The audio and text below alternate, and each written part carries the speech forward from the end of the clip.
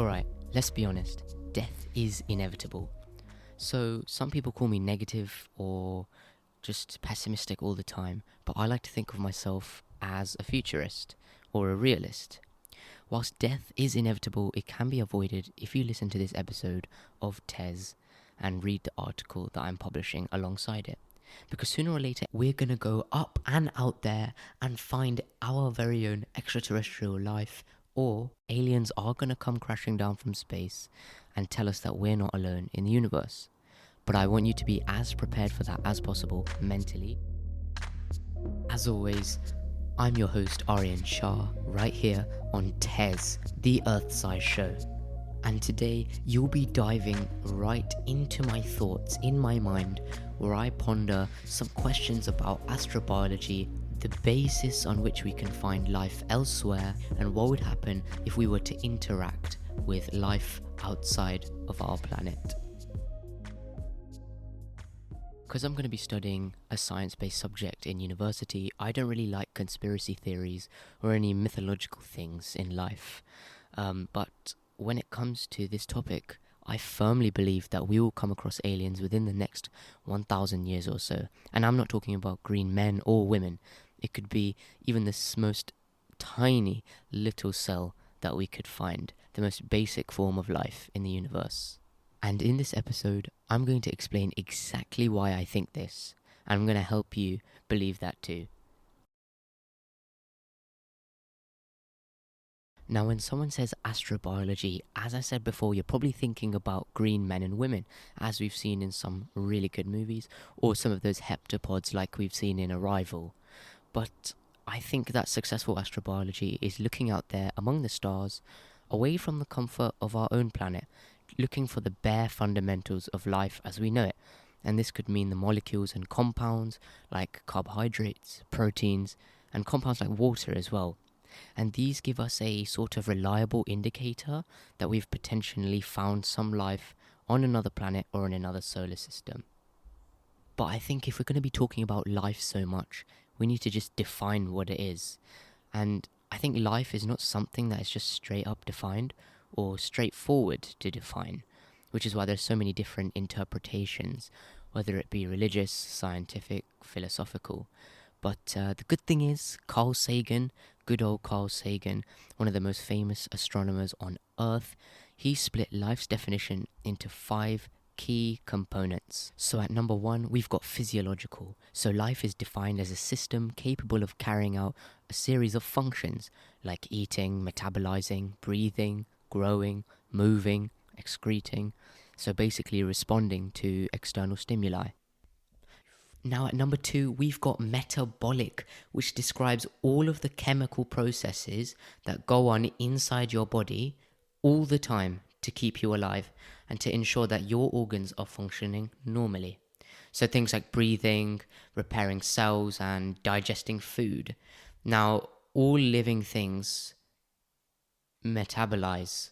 All living things metabolize. And so this is why it's included in this list. But at number 3, we've got biochemical. And this is basically where we explore the chemical processes, again, like metabolism, that happen inside the body. And it's more to do with the nitty-gritty details of the molecules and the compounds involved. So the things that happen in order for you to metabolize and to have those metabolic processes going on. So this is what happens behind the scenes.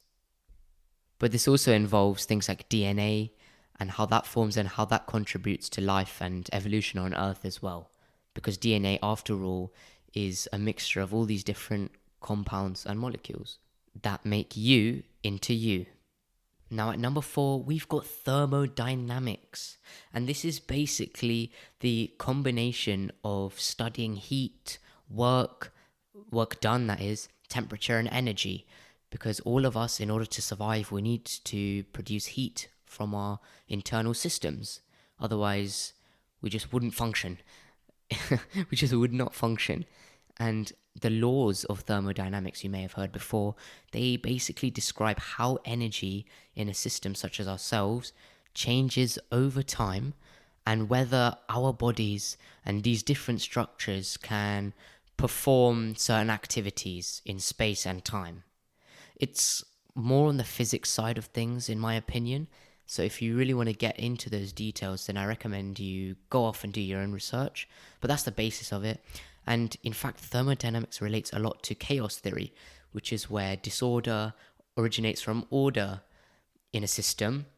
And I'll definitely do an episode on this 2 episodes down the line. So stay tuned for that because I think it is truly mind boggling. It's literally the Matrix, but in real life.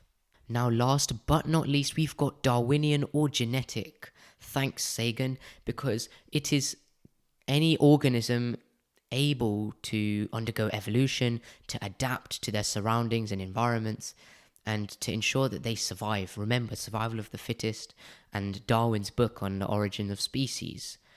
Those are the 5 key components of life that Carl Sagan explored and thought would best define this concept.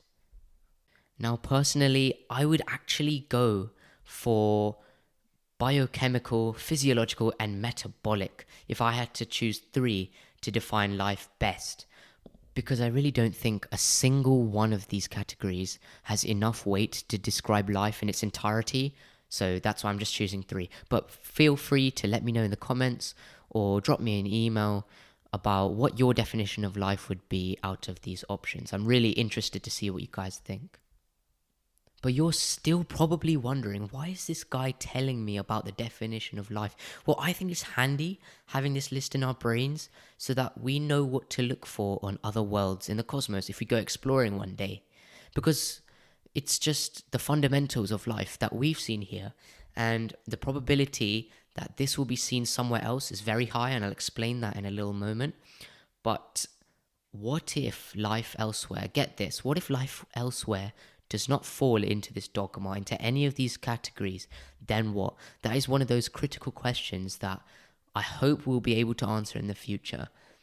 Because even though I think it's quite likely that life will be similar to ours, it'll be complex, similar to what we have here on Earth, I think that there is a small chance that it may could be completely different in a different solar system, on a different planet, wherever else in the universe.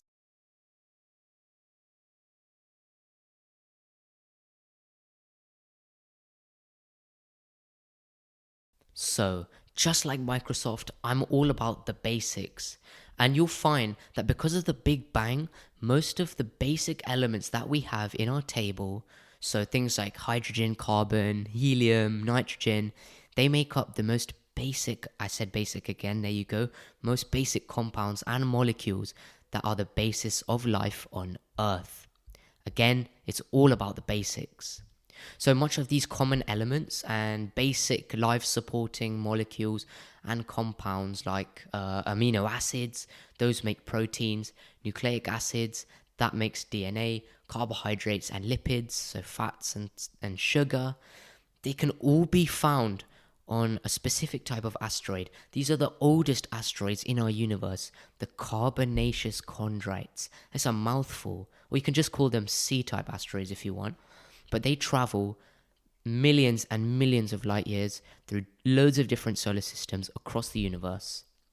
Now, this is exactly what I was getting to.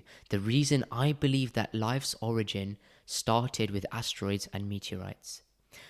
Because I really believe that life on Earth started because an asteroid with these key components that I just talked about came crashing down to Earth, and the conditions were just right here on this planet, and then life started just like that with photosynthetic bacteria or a different type of single-celled organism.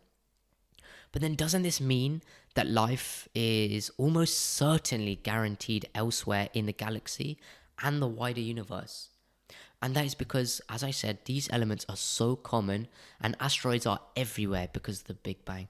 They are absolutely everywhere. And if such common elements could come to our planet, who's to say that they haven't gone to another planet and started life the exact same way? The exact same way. Who is to say that that has not happened? I think that's just a mind-boggling thing to think about. So, life on Earth, it started from far traveling asteroids. That's what I believe. And so there's a high probability of life elsewhere because of the asteroids and these elements. I just said that so it solidifies in your mind just how crazy that is. And if you think I'm just some crazy guy talking about asteroids for no reason, well, you might be wrong, because in the 50s, there were some experiments called the Miller-Urey experiments that were done to test the conversion of simple inorganic compounds found on asteroids and meteorites, there you go, into organic ones, complex ones. And they did this through lab simulated experiments, and they created a false atmosphere, one that was pretty accurate and similar to the atmosphere that we would have had billions of years ago when these elements and compounds and molecules came crashing down to Earth. And so they simulated that, and they produced 20 different types of amino acid in the end after rigorous testing and discharging these compounds electronically, these inorganic compounds. And they tested them against things like ammonia, methane, water vapor, and hydrogen gas. These are the things that would have been in the atmosphere at the time when these asteroids would have come crashing down.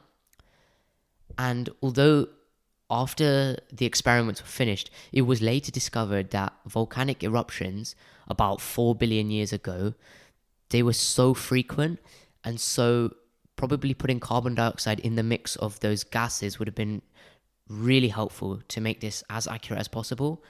Carbon dioxide and sulfur dioxide, I forgot to mention. And so you'd probably get loads of varieties of organic compounds formed. But what this experiment really shows you is that Earth it is totally viable. The entire scenario is totally viable and possible that life started on Earth because of asteroids, meteorites, and them surviving prehistoric atmospheric entry. That is just crazy, in my opinion. How can those molecules and compounds, survive the rigorous testing of the atmosphere, if you will? That is crazy, in my opinion. So there you have it. There is actually evidence for what I'm saying about the origin of life on Earth. Now, I know I've talked about the origin of life on Earth for a while now in this episode, but it's because I want you to think about the probability of there being life elsewhere using the same elements and components that started life on Earth. So first you need to talk about life, what it is. You need to talk about how life started and how and why. And then only then can you think about what to look for on a different planet. Now we know that life most likely started because of the reasons I talked about through asteroids. We can look for that evidence elsewhere, and it will make our search for extraterrestrial life much more specialized and definite. So it just makes our jobs easier, really. So now that we've got that cleared out, perfectly ironed out, there is one thing that I want you to think about. And I want you to think really hard about it. So say we find extraterrestrial life elsewhere, there must be some ethical questions to address, right? You can't just pull up, say, hey, and just interfere, contaminate, all that kind of stuff. That's just not right. So we have to think, whose jurisdiction is it on that planet? Because of course different countries will be competing, will be racing against time to find life in space. Countries like China, India, America, the ESA, which is a culmination of European countries, and Russia as well, all of the big players in the space race. What about the cultural questions, the religious questions, the political ones, the economic ones? These are all things we have to consider if you want to go out there, find life, and interact with it. Now, I know I'm talking many, many years in the future, but I think we've just got to prepare ourselves for it. We just got to understand what's involved before we just jump right in and regret it. So do we interfere with their home? Do we have a right to do that? Whether they're single-celled and don't understand what's going on, or whether they're complex life and more intelligent than us, we need to get our priorities in check and think, okay, we should probably observe from a safe distance. Now, we've really screwed up our planet, okay, by interfering and being very intrusive of the many species here and their habitats. We've caused many animals and microorganisms to go extinct in our time here, and we've only been here for a few million years. That's really sad, in my opinion. And we've got to think about, would we be interfering with their home planet or their lives anthropocentrically, so for the benefit of humankind only? That is something you've got to think about. Is it for scientific purposes, or is it for commercial purposes that we're going to be interacting? We don't know right now, and that is why I'm asking you to think about this. What would you want to do if you came into contact with extraterrestrial life, or they came to our planet for some reason? Now, I'll tell you one thing. Not everybody's going to agree with how we interact or meet extraterrestrial life or even think about it. So religion is still as important as it was 200 years ago, and many believe that God only allowed life to flourish and it to be made on one planet, which is Earth, and that humans are the most superior to other animals. There are different religions and different beliefs, but that's the general consensus. And so discovering other planets that host life might go against some religious theories. Now, I'm not naming and shaming, but that's just what I think. And Carl Sagan, again, in his book, The Cosmic Question, he says, very well, space exploration leads directly to religious and philosophical questions. And that is what I've been talking about for the past few minutes. And we need to consider whether our faiths would accommodate these new beings. Is there room for them in the philosophy of these already existing religions? Or would it shake our beliefs? We don't know. So yeah, please do let me know in the comments or drop me an email what you think would happen if we found extraterrestrial life. What do you think would be the religious clash or the economic clash? Just let me know. I'm really interested to see and hear about what you guys think would happen. It's great to have other opinions on this kind of stuff. But one final thing, which I think is important to think about when comprehending, interacting with another life form in our cosmos, is it worth saving our planet? Because if a door has just opened up there for us to explore, for us to leave Earth and live somewhere else because a planet's just become habitable, or we found life and we want to leave the solar system and go and chill out with them, do you think it is worth saving our planet and all the species that live on it apart from us? Should we care as much? Well, I think yes and no, because if we leave Earth, then there's no point in saving it, because we've already destroyed it to the point that it's uninhabitable for us. The environment's not going to do us any good. We won't be there to pollute it anymore, to screw it up, to mess it up. So there's no point saving it, really, if we're just going to up and go. But what if we use Earth as a farm? What if we extract all the minerals, materials, metals, everything that we need and take it with us in space? That would take a long time, granted, yes, but it will be worth it for our civilization. Again, that's anthropocentric thinking right there, for our benefit. But then that might mean that there's nothing else left for future intelligent life on Earth to use if it were to evolve. But then would we be sending the innocent, already existing species there into decline and extinction by extracting materials, by leaving? Well, maybe, but there's no way for us to predict that. But then we could just pull a Noah's Ark kind of scenario and take one of each species. But we know that's not possible. Well, I don't think it's possible, in my opinion. But wait a minute.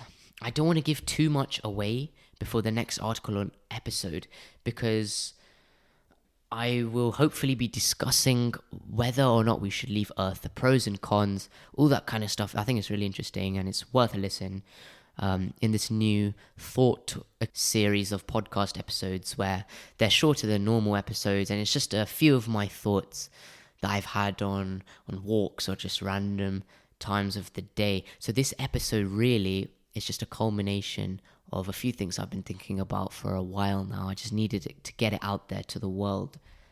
So I will leave you with that, everybody. I'll leave you with that. So I hope you enjoyed that episode, and feel free to drop me an email, comment, connect on LinkedIn, whatever you want to do, and tell me about what you think, and especially if you have any answers to those questions I had for you guys. So yeah, I'll leave you to ponder those questions and think about what you would do if you were heading a division or tasked with handling such a situation. It's a crazy one, I know, but I hope you have a good think about that and you think really hard about those questions I posed, philosophical and scientific.